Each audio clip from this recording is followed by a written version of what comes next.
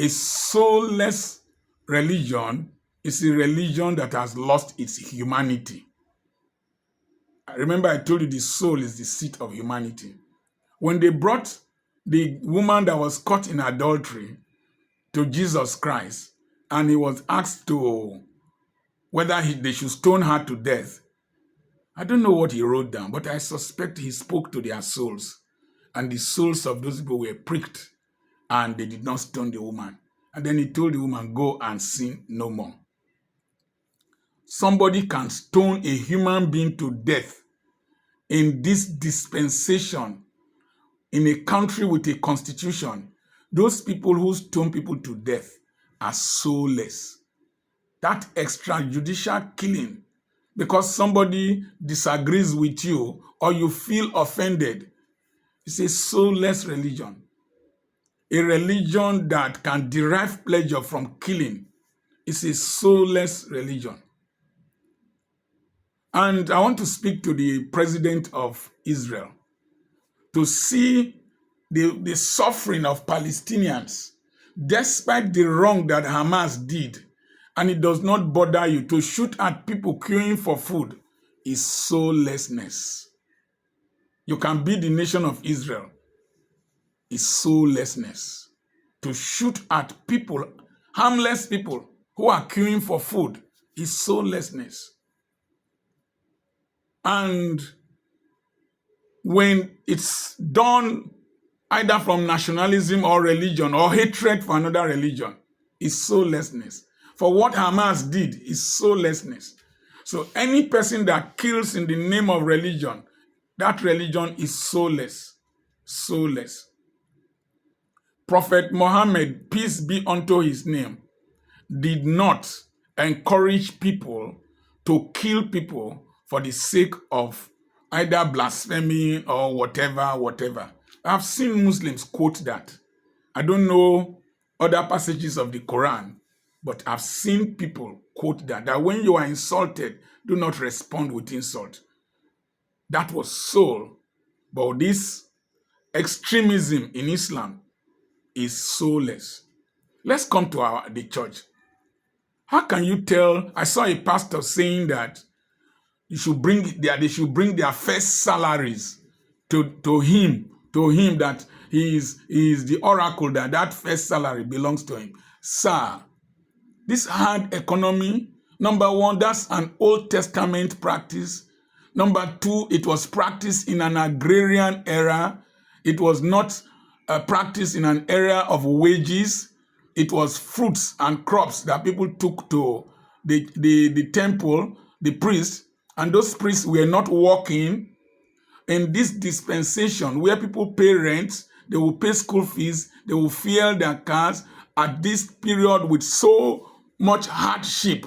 Your heart is so hardened that you want to take somebody's first salary because you are a pastor.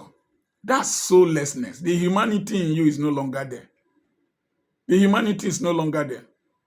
When a pastor can fake miracles, there was one woman with a bad hand that pastors were trafficking around their churches to convince people about their anointing, so that people can sow seeds and confirm that they are prophets. Those are soulless pastors. And that church is soulless. No soul. No soul. When you lose three members of your church, prominent members of your church, a father, his wife, and his son, and you are still going to celebrate 60 years birthday with an unbeliever, and you are dancing carnal dance in a church, you are soulless, soulless. Assuming your husband died, will you have celebrated his 60th birthday? When the leadership of a church cannot speak against the evil in the land, and the members are passing through evil, it's a soulless church. The problem today is soullessness in Islam and soullessness in the churches. And people are stopping. The people no longer go to churches. People no longer go to some mosques. Even if they are there, their minds are not there. The soullessness of religion is what will drive people from the worship of God. Soullessness.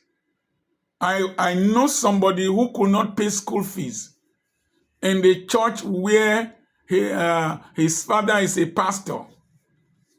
He failed the exam because they didn't allow him to do the exam. But his father labors in that vineyard. It's soullessness. Soullessness.